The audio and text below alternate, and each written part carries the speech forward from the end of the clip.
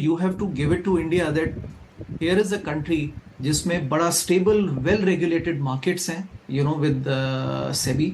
There is a very well controlled central bank, which is RBI. Bharat की तरक्की का एक सीक्रेट भी यही है कि वो सेल्फ रिलायंस और अपने इन्हीं चीजों की वजह से आगे ग्रो कर रहे हैं।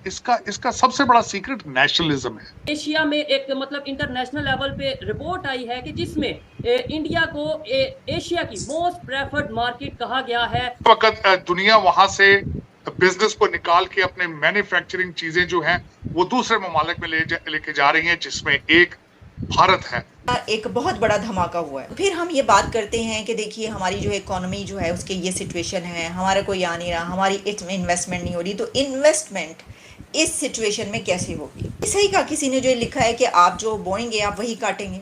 हम खुद को जलील करने में माहिर हैं, हम खुद को जलील कर देंगे, हम पाकिस्तानी हैं। और ये भीख मांगना बंद करो यार, अच्छा नहीं लगता।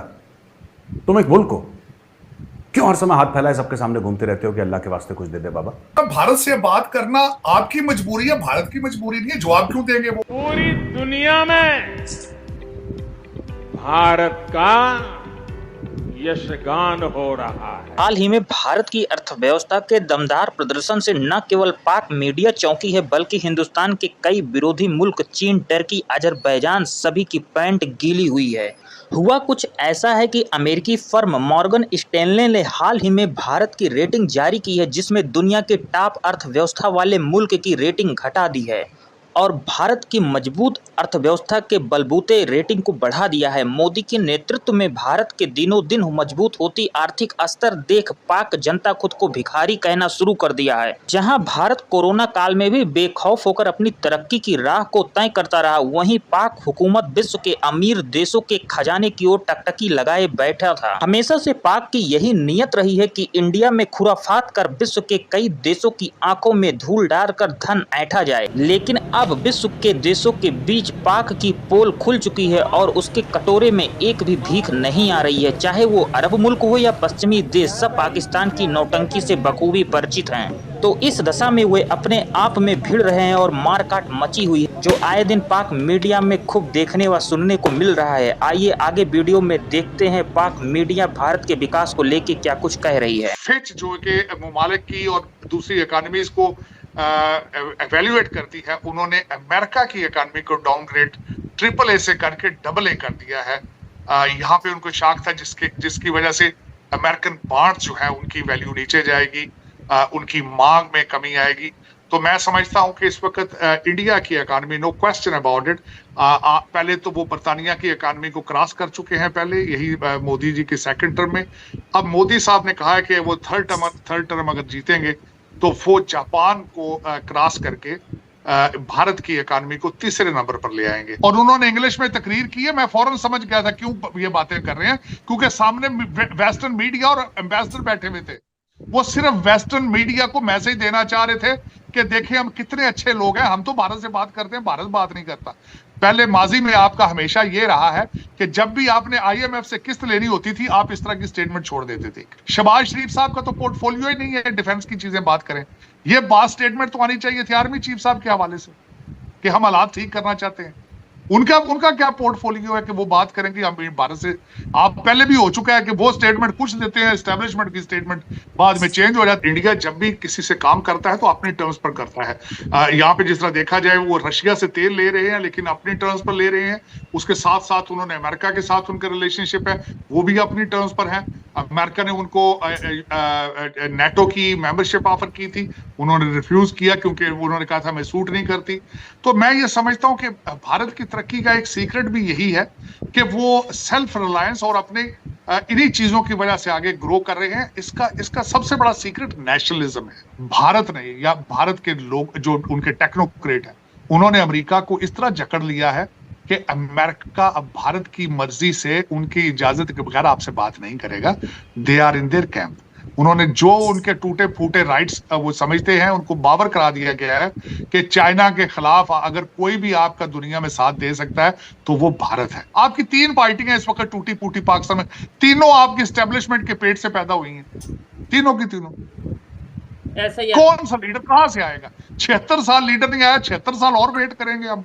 और सबसे बड़ी बात आपको मैं बताना चाहता हूं, पाकिस्तान अब आप बहसीत स्टेट फेल हो चुका। अगर आप इंडिया से तिजारत की बात करेंगे वो इनकार कर देगा। उन्होंने तो इमदाद की पेशकश की सैलाब के दौरान कि हम अगर पाकिस्तान चाहता है तो हम इमदाद करने के लिए तैयार हों, लेकिन ये देख लें कि वो चाहता है या नहीं चाहता। तो हमारी तरफ से जो फॉरेन मिनिस्टर है उनकी तरफ से उन्होंने कहा कि नहीं, हम इमदाद नहीं लेंगे। तो हम तो इमदाद लेने को तैयार नहीं। यानी आप ये देखिए। अच्छा, फिर जो बात की प्राइम मिनिस्टर ने कि हम जो हमारा नेबरिंग कंट्री है उसको ये अंडरस्टैंड करना पड़ेगा। तो प्रॉब्लम ये है कि उस तरफ से भी यही कहा जाता है कि हमारे ताल्लुकात सिर्फ उसी वक्त बेहतर हो सकते हैं कि जब दहशतगर्दी बीच में ना हो। उनकी तरफ से एक ये बहुत बड़ा मुद्दा उठाया जाता है जब भी हम ताल्लुकात पर आते हैं। तो क्या कहा गया है, कई एक मरतबा, यानी इतनी मरतबा ये बात हो चुकी है, और जब भी कोई ऐसी खबर आती है तो इंडिया के फॉरेन मिनिस्टर हों, जयशंकर, या प्राइम मिनिस्टर हों नरेंद्र मोदी, या कोई और जो भी जब बात होती है तो कहा जाता है कि ताल्लुकात उसी वक्त हो सकते हैं कि जब दहशतगर्दी। गुरमीत जी, इस बीच एक दो रिपोर्ट्स हैं जिनका जिक्र मैं आपसे अनुरागी से करना चाहता हूँ। एक तो मॉर्गन स्टैनली ने इंडिया को अपग्रेड किया और उन्होंने चाइना को डाउनग्रेड किया, मैं ख्याल ब्राज़ील को भी उन्होंने डाउनग्रेड किया। और दूसरी रिपोर्ट S&P की थी। S&P ने भी भारत को न सिर्फ अपग्रेड किया, वो तो अगले 3-4 साल तक इन्होंने जो ग्रोथ का पाथ बताया पूरा कि 2030 तक हम $7.25 ट्रिलियन की इकॉनमी बन जाएंगे अगर इसी के अगर से हम चलते रहें।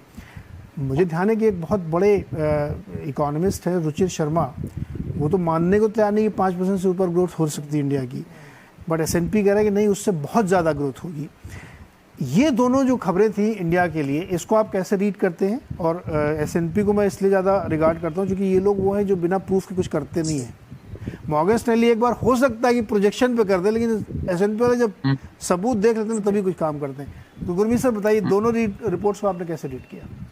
जी, बहुत टाइम बाद आपको इंडिया एक कंसेंसस अपग्रेड दिख रहा है। और खाली मॉर्गन स्टैनली नहीं, अभी स्टैंडर्ड चार्टर्ड की बहुत अच्छी रिपोर्ट आई है, मैं शो के बाद आपको फॉरवर्ड करूंगा। वो भी करीबन $6.25 ट्रिलियन का लक्ष्य दे रहे हैं 2030 का। स्टैंडर्ड चार्ट भी एक थोड़ा कंजर्वेटिव है, जैसा आपने बोला। S&P ने 6.7 ट्रिलियन बोला है, स्टैंडर्ड चार्टर्ड ने करीबन $6.25 ट्रिलियन के आसपास बोला है।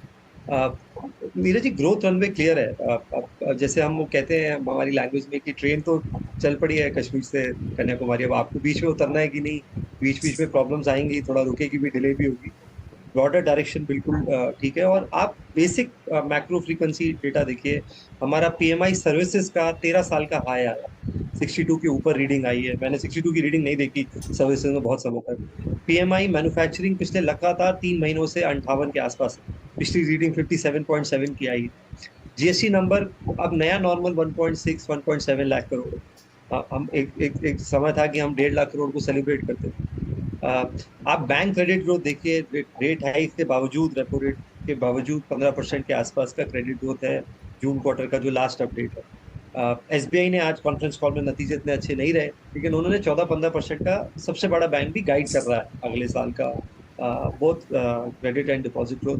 तो मुझे लगता है अगर आप देखेंगे तो और अभी ये रेट्स हाई हैं, 6 महीने 8 महीने बाद इंटरेस्ट रेट्स में भी तब्दीली होगी, मेरा ये मानना है। तो ये जो 6.5-6.7 का नंबर है, हालांकि ये 7 साल का एवरेज है, इसमें भी मुझे लगता है थोड़ा अपसाइड आएगा। तो ग्रोथ मोमेंटम स्ट्रॉन्ग है नीरज जी, काफ़ी स्ट्रॉन्ग है। मोर इम्पोर्टेंटली मैं बहुत प्रमोटर से मिलता हूँ, बहुत जगह चर्चा करते हैं हम, हमारे बहुत सारे क्लाइंट्स भी हैं वेल्थ में, प्लस हम स्टॉक पिकिंग के लिए भी मिलते हैं। थोड़ा सा जो एक प्रमोटर कॉन्फिडेंस है, कैपेक्स को लेके थोड़ा एक्साइटमेंट है, ये इस साइकिल बहुत टाइम बाद आई। मैं बाजार में हूँ 20 साल से, और मैं बार बार ये बात बोलता हूँ, शायद रिपीट भी करूँगा, कि मुझे कुछ हद तक ये 2003 से 7 की साइकिल की याद दिलाती है। हाँ, उस समय हम 12 के मल्टीपल से स्टार्ट हुई थी रैली, अभी हम ऑलरेडी 20-21 के मल्टीपल पे हैं।